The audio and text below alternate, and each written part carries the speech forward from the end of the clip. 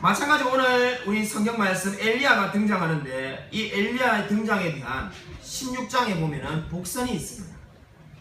우리가 읽지 않았지만은 16장 29절부터 30절 한번 보십시오.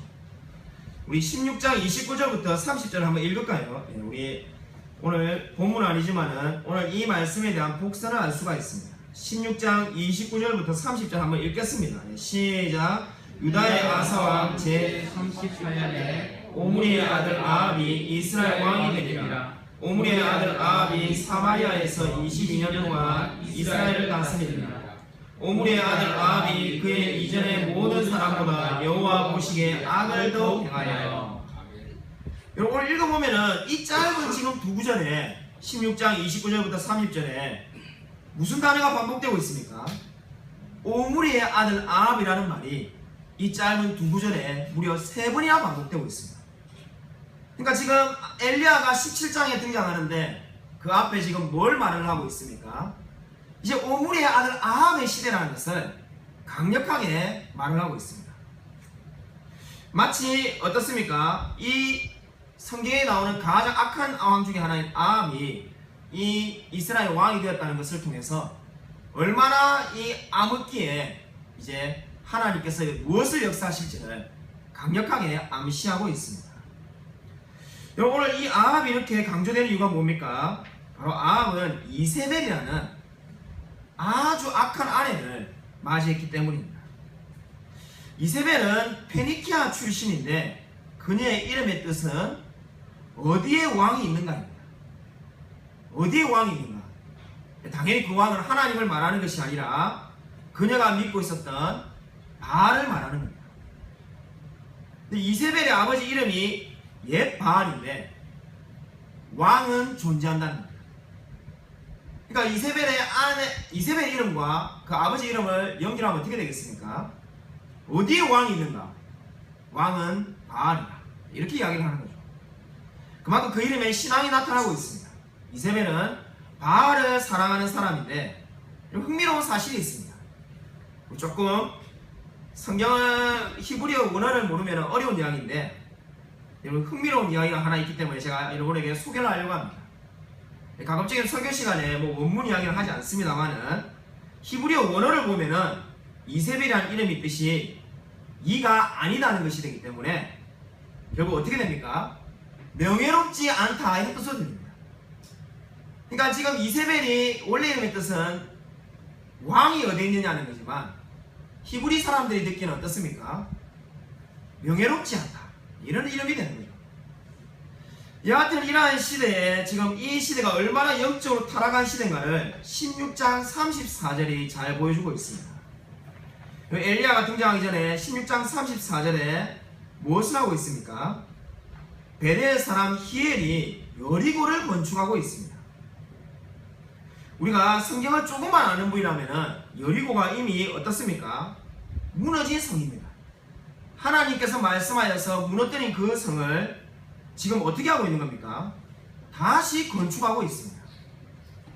하나님이 여리고를 무너뜨릴 때 절대로 다시 여리고를 만들지 말라고 했는데 지금 여리고를 다시 건축하고 있습니다.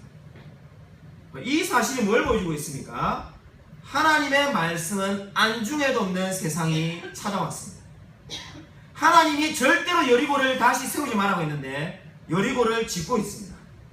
바로 그 이야기를 뭘 보여줍니까?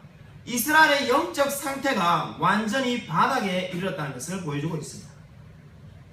이렇게 영적으로 바닥에 있는 이 상태, 여기서 하나님이 무엇을 하실까요? 우리가 성경 읽을 때 그런 관점에서 읽으시면 굉장히 은혜가 됩니다. 이 소망이 없는 시대에 이제 하나님이 어떻게 역사하실 건가? 하나님은 무엇을 준비하셨는가? 바로 우리가 이제 시리즈로 말씀을 전하고자 하는 이 엘리야를 하나님이 부르십니다. 이 소망이 없는 시대에 하나님은 엘리야라는 한 사람을 부르셨습니다. 여러분 성경을 보면 우리가 엘리야를 너무나 잘 알고 있지만은 실제로 엘리야는 퍼즐과 같은 수수께끼와 같은 사람입니다. 여러분 엘리야가 언제 태어났는지 아십니까? 아마 우리 한번 성경 퀴즈 대회 같은 거 하면은 엘리야가 언제 태어났는가 이러면은 이제 아무도 못 맞추는 거죠. 왜냐하면 엘리야는 언제 어디서 태어났는지 전혀 기록이 없습니다. 갑자기 혜성처럼 나타났다가 바람처럼 사라지는 사람이 엘리야입니다. 우리가 알다시피 엘리야는 언제 태어난지도 모르지만은 불병거를 타고 하늘로 올라가 버렸습니다. 여러분, 그러한 사람이 엘리야입니다. 그 퍼즐과 같은 엘리야를 지금 이제 하나님이 부르셨습니다. 17장 1절을 보면 엘리야가 아합에게 뭘 말하고 있습니까? 내가 하나님의 살아계심을 두고 맹세하노니 어떻게 된다는 겁니까? 수년 동안 비도 이슬도 없을 거라고 말씀하고 있습니다. 우리가 이 성경 말씀을 꼼꼼히 읽다 보면 어떤 생각이 듭니까? 그냥 비가 내리지 않는다 이렇게 말하면 될 것 같은데 왜 이슬도 내리지 않겠다고 말을 하는가? 여기에 궁금증이 있습니다.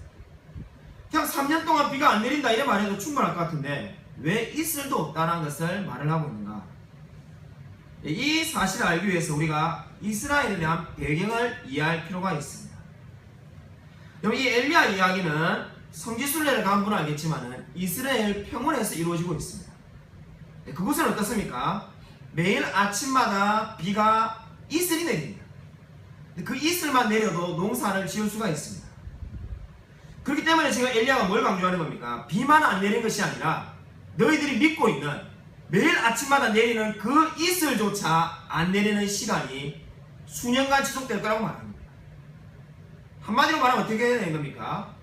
농사를 짓지 못하고 살 수 없는 세상이 올 거라고 지금 하나님의 사람 엘리야가 아합에게 선포하였습니다. 그리고 어떤 교회 청년부 수련회에 일어난 이야기입니다. 수련을 하는데 마지막 밤에 이제 서로 이야기를 하는 거죠. 근데 한 청년이 이렇게 화두를 던졌습니다.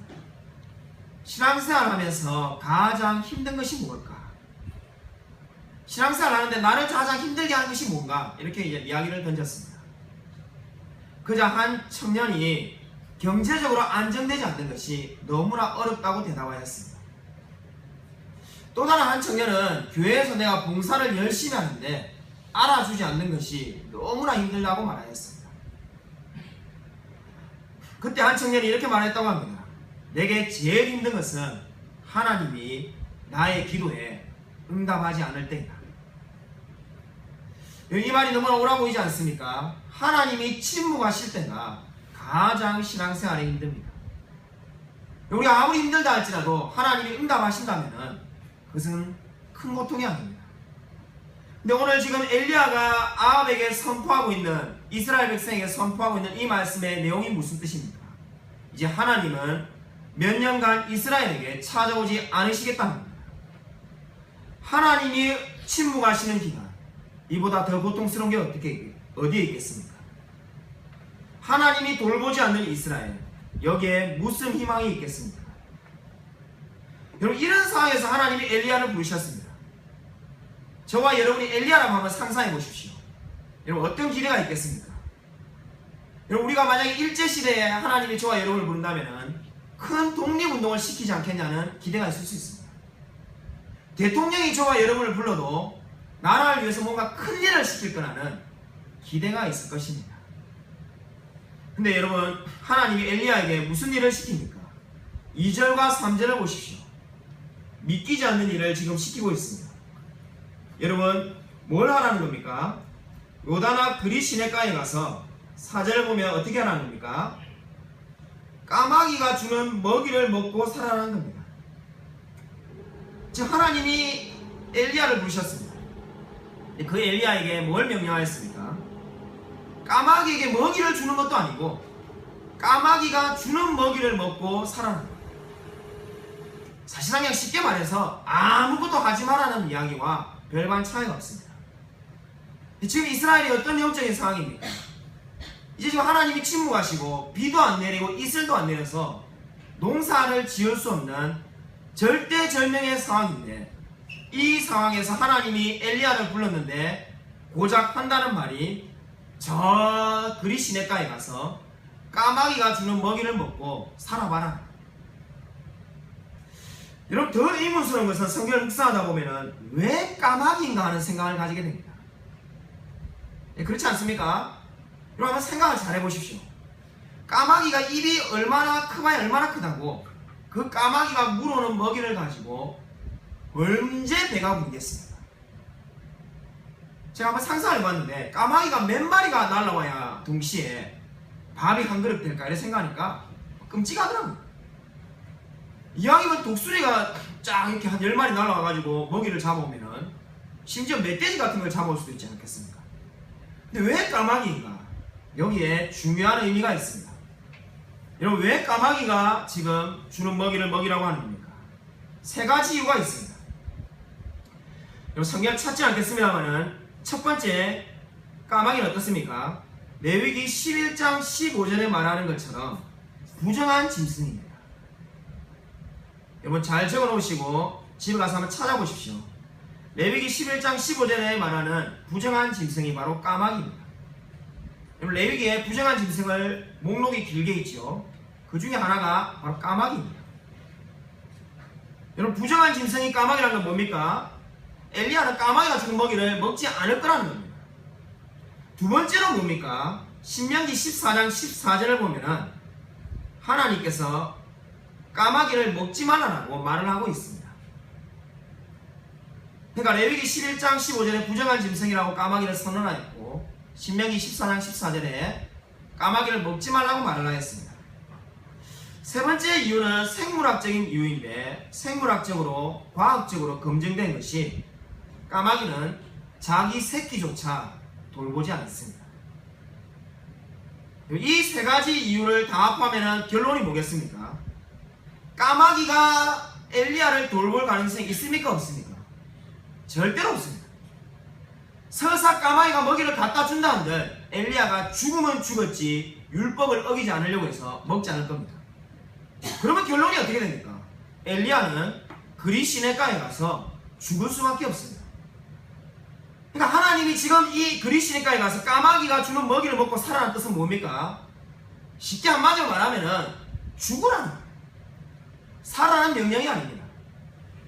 우리가 처음에 언뜻 보면은 별거 아닌 명령이라고 볼 수 있지만은 이 엄청난 명령을 지금 하나님이 하고 있습니다.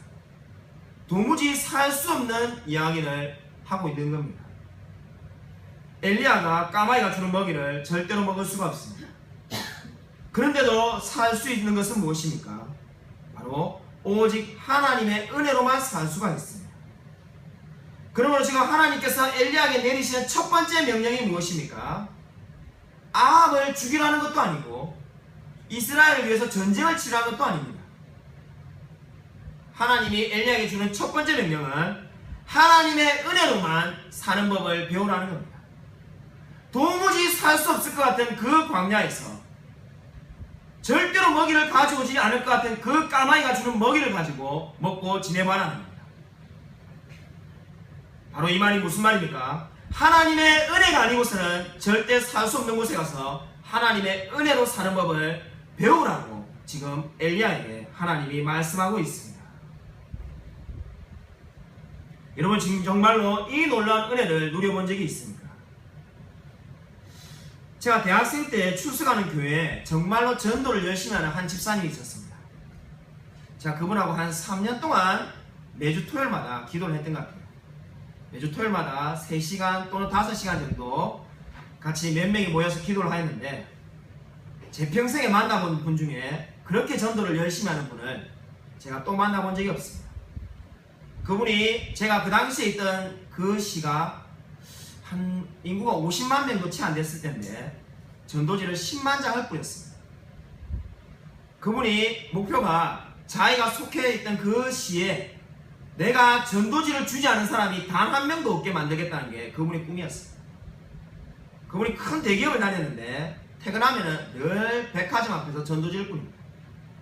저도 몇 번 같이 나누어 봤는데, 제가 뭐 설교 때 이렇게 이런 표현 안 쓰고 싶지만은 이 표현보다 더 좋은 표현이 없습니다.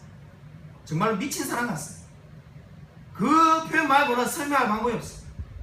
그냥 전도지를 그냥 이렇게 주는 게 아니라 마치 이것을 주지 않으면 뭔 일이 생길 것처럼 그렇게 전도지를 나눠줍니다. 그런 분에게 어느 날 아내가 병에 걸려가지고 몇 달을 들어눕게 되었습니다. 담임 목사님이 신방을 왔는데, 담임 목사님이 당연히 이제 이 집사님이 병간호 할 줄 알고, 병간호는 집사님이 하실 거지 하니까 자기 안 한다. 아니 그럼 아내가 이제 아픈데 그럼 누가 병간호 할 거냐? 자기는 전도해야 되는데 병원에 올 시간이 없다는 거예요. 오늘 입원 수속하러 왔지 내일부터 안 온다. 담임 목사님이 펄쩍 뛰어가지고 그게 말이 되냐 하면서 이제 그분을 억지로 절대로 전도하지 말고 나을 때까지 병실에 있으라고 했어요. 그분이 담임 목사님 말에 순종하는 마음으로 앉아 있는데 좀이 쑤셔서 견딜 수가 없어요. 병이 생기려고 한다. 전도를 해야 되는데 이 병원에 앉아가지고 뭘 하는가. 거기 앉아서 이제 말씀을 보고 기도를 하다가 크게 은혜를 받았습니다. 그분이 나중에 아내가 태어나고 난 다음에 제게 이렇게 말했습니다. 처음에는 너무나 답답하고 괴로웠는데 하나님을 깊이 만났다. 그 병실에서 혼자 기도하고 말씀을 보다가 하나님을 깊이 만나고 자기가 깨달은 것이 있는데, 옛날에 전도를 나의 열심으로 내 이름을 날리기 위해서 했는데 이제 하나님의 마음으로 전도할 수 있을 것 같다라고 말을 하였습니다. 이 이야기가 뭘 보여줍니까? 여러분, 정말로 하나님을 깊이 만난 자입니까? 여러분, 오늘 3절과 4절의 하나님의 명령은 5절과 7절에서 그대로 성취되고 있습니다. 오늘 우리가 주목해 보아야 할 단어는 바로 엘리야가 요단 앞 그리 시냇가로 갔다는 겁니다. 여러분, 왜 요단 앞 그리 시냇가로 갔을까요? 아니, 다른 장소도 많은데 꼭 요단으로 가야 될 이유가 어디에 있었을까요? 우리가 그냥 성경 읽을 때 엘리야가 요단으로 갔구나 이런 정도로만 읽는다면 오늘 성경이 말하는 위대한 메시지를 하나도 얻을 수가 없습니다. 왜 하나님께서 엘리야를 요단으로 보냈습니까? 여러분, 이 요단이 어떤 곳입니까? 요단 앞 그리 시냇가는 한마디로 말해서 광야입니다. 여러분, 광야가 어떤 곳입니까? 사람이 살지 않는 곳입니다. 여러분, 엘리야는 누구입니까? 선지자입니다. 여러분, 무슨 말을 하고 싶은지 아시겠습니까? 선지자가 하나님의 말씀을 전파하는데 사람이 사는 곳에 가야 되지 않겠습니까? 사람이 없는 곳에서 무슨 하나님의 말씀을 전하겠습니까? 요즘 시대로 말한다면 어떤 목사님이 개척을 하려고 하는데 하나님이 저 남해안에 있는 무인도에 가서 개척을 해라는 것과 마찬가지입니다. 아니, 도대체 사람이 있어야 복음을 전할 거 아닙니까? 요단 앞 그리 시냇가에 아무도 살지 않습니다. 그곳에 가서 도대체 뭘 하라는 겁니까? 여러분, 이렇게 어리석어 보이는 이 명령을 왜 하나님이 시키는 겁니까? 여기에 우리가 성경의 역사를 알 필요가 있습니다. 이 요단이 어떤 곳입니까? 지금 이 요단 동편 그리 시냇가는 원래 누가 살던 곳입니까? 바로 모세와 그의 백성들이 지내던 곳입니다. 우리 출애굽했던 그 모세와 그의 백성들이 바로 이곳에서 광야 생활을 보냈습니다. 여러분, 그곳에서 그들이 어떻게 했습니까? 하나님의 은혜로만 사는 법을 배워야 되는데 우리가 잘 알다시피 실패하였습니다. 하나님께서 매일 만나를 주면서 그것을 먹고 살라고 했는데 그들이 어떻게 하였습니까? 그 만나를 기다리지 못하고 내일 먹을 것을 쌓아두지 말라고 했지만은 내일 먹을 것을 쌓아두었습니다. 그렇기 때문에 그때 실패했던 거죠. 하나님은 내일 먹을 양식을 다 채워줄 거니까 오늘 먹을 것만 채우라고 했지만은 그들은 어떻습니까? 당장 내일 먹을 것이 없는데 어떻게 살겠는가? 그래서 어떻게 했습니까? 내일 먹을 것을 채울 때마다 믿음에서 실패했습니다. 바로 지금 하나님이 엘리야를 그리 시냇가로 가라는 뜻은 어떤 뜻입니까? 바로 모세와 이스라엘 백성이 실패한 그곳으로 가라는 겁니다. 모세와 이스라엘 백성들은 하나님의 말씀에 실패했지만 이제 엘리야는 하나님의 말씀에 순종함으로써 승리하라고 그곳에 보낸 겁니다. 오늘 그렇기 때문에 지금 하나님께서 엘리야를 보내신 목적이 무엇입니까? 그 이유는 바로 하나님의 말씀을만 의지하며 살 수 있는 법을 배우라는 뜻입니다. 오늘 엘리야는 어떻습니까? 자기 새끼조차 돌보지 않는 까마귀, 정말 율법이 부정하다고 한 그 까마귀에 이제 자신의 모든 것을 맡게 합니다. 바로 이 뜻은 무엇인 말입니까? 하나님의 은혜로만 사는 법을 배우라는 뜻입니다. 여러분, 사실 어떤 의미에서 오늘 하나님께서 이스라엘에 수년 동안 비와 이슬을 내리지 않겠다는 말은 무슨 뜻입니까? 다르게 본다면 이스라엘을 광야로 만들겠답니다. 지금 엘리야가 요단 앞 그리 시내가로 왔지만은 이스라엘도 광야가 되기는 매한가지입니다. 즉 거기도 비가 내리지 않고 이슬도 내리지 않습니다. 거기도 광야이고 엘리야도 광야입니다. 근데 하나님께서 어떻게 하겠다는 겁니까? 정말로 하나님의 말씀만 의지하여서 사는 법을 배운 엘리야를 그 이스라엘 한복판으로 보내시겠다는 겁니다. 그러므로 지금 엘리야가 배워야 될 것은 무엇입니까? 이 광야 학교에서 하나님의 은혜로만 사는 법을 배우라고 말씀하고 있습니다. 여러분 인생에서 이 광야 학교에서 사는 법을 배운 자입니까?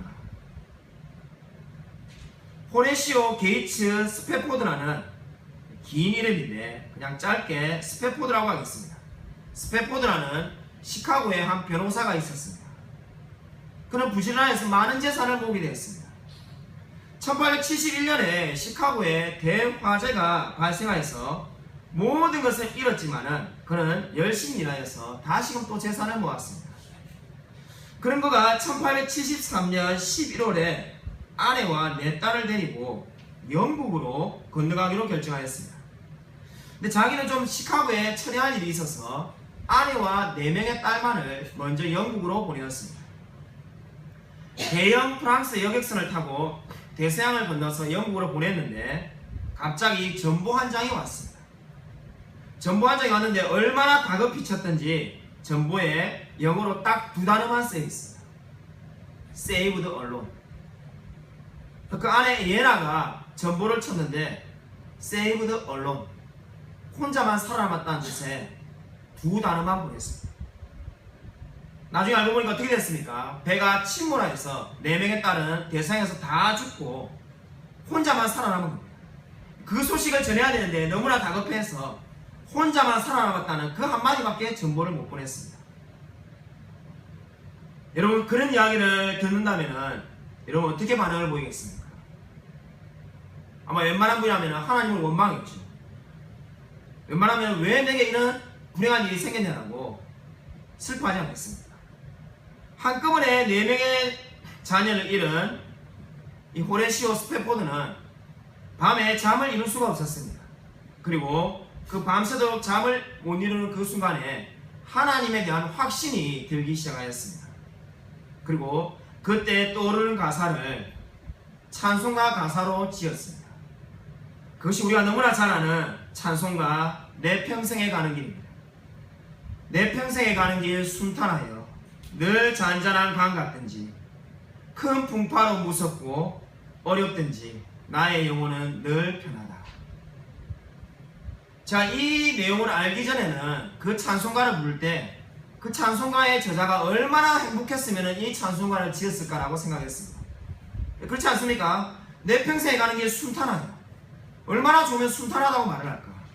근데 그 상황이 어떻습니까? 자녀가 4명이 동시에 죽었는데 인생이 알고 모든 걸 잃었다 해도 과언이 아닌데 그 순간에 내 평생에 가는 길 순탄하다고 찬송가를 지었습니다. 여러분 이것이 뭘 말합니까? 정말로 하나님만 의지하는 삶을 보여주고 있습니다. 여러분 오늘 하나님이 저와 여러분에게 요구하신 것이 무엇입니까? 광야 같은 이 세상에서 하나님을 의지하라는 겁니다. 제가 방금 예를 들었던 호레시오 스패포드는 바로 그 어렵고 어려운 혹독한 고통 속에서도 하나님을 찬양하였습니다. 여러분의 인생에 어려운 일을 겪고 있습니까? 그 어려움 속에서 하나님을 찬양할 준비가 되어 있습니다. 여러분 위인전을 한번 읽어보십시오. 여러분 교회사에 나오는 수많은 위대한 인물을 한번 읽어보십시오. 위대한 인물의 공통된 특징을 발견하게 될 것입니다. 저는 적어도 한 가지의 공통된 특징이 있다는 것을 위인 전기를 읽다가 발견하였습니다. 그것은 무엇입니까? 하나님이 사용한 그 모든 위대한 인물들은 바로 하나님의 광야 학교를 졸업한 사람이었습니다. 갑자기 어느 날 탁월하게 된 사람은 아무도 없습니다. 모두 길고 길었던 고난의 세월을 이겨낸 사람을 하나님께서 사용하였습니다. 여러분 오늘 우리가 이제 엘리야를 살펴볼 건데 여러분이 너무나 좋아하는 엘리야 이야기, 여러분 열왕기상 18장의 그 놀라운 이야기를 이제 몇 주 뒤에 우리가 설교하겠죠. 얼마나 위대한 이야기가 나옵니까? 850대 1. 여러분 바알 선지자 명을 엘리야 한 명이 물리친 이 이야기보다 더 짜릿짜릿한 이야기가 어디 있습니까? 모든 성도들이 그 이야기를 좋아합니다. 그러니까 여러분 오늘 이 말씀에서 우리가 주목해봐야 될 것이 무엇입니까? 여러분 그 위대한 850대 1의 승리는 바로 이 광야 학교에서부터 시작하였습니다. 광야 학교가 없었다면 절대로 그런 위대한 승리는 존재하지 않았습니다. 여러분 오늘 이 영적인 순서를 기억하시기 바랍니다. 엘리야는 먼저 하나님의 은혜로만 사는 법을 배웠습니다. 그리고 하나님의 은혜로만 사는 법을 배운 그 엘리야가 850명의 바알 선지자를 물리치는 위대한 하나님의 일을 감당하게 되었습니다. 여러분 이 영적인 순서를 반드시 기억하십시오. 하나님을 위하여 큰 일을 하고 싶습니까? 이 세상에서 하나님 저를 사용해달라고 기도하고 있습니까? 먼저 광야학교에 입학하십시오. 그리고 하나님의 은혜로만 사는 법을 배우십시오. 여러분 하나님께서 여러분을 연단시킬 것입니다. 여러분 그것이 너무나 고통스러울 수 있습니다.